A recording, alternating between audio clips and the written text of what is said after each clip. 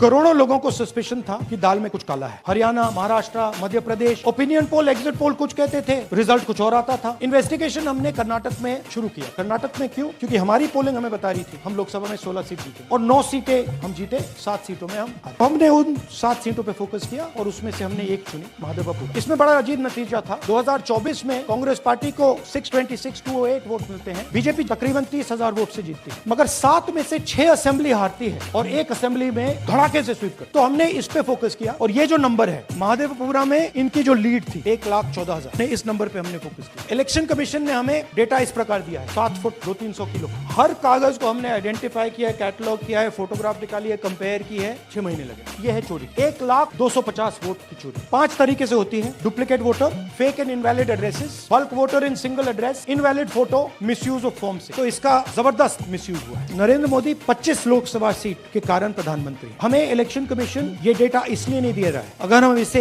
बाकी लोकसभाओं में करा देंगे तो देश की लोकतंत्र की सच्चाई बाहर आ जाएगी। ये क्रिमिनल एविडेंस है और इलेक्शन कमीशन देश में पूरे एविडेंस को डिस्ट्रॉय करने की सोच रहा है। मैंने जैसे कहा 21वीं सदी है, एक हार्ड ड्राइव पे आप पूरा डेटा रख सकते हो, 100 साल 200 साल का डेटा रख सकते हो, जितना रखना है रख दो। मगर इलेक्शन कमीशन 45 दिन में सीसीटीवी को खत्म करना चाह रहा है, वोटर लिस्ट नहीं दे रहा। तो they are colluding with the BJP, they are helping the BJP destroy the election system in India.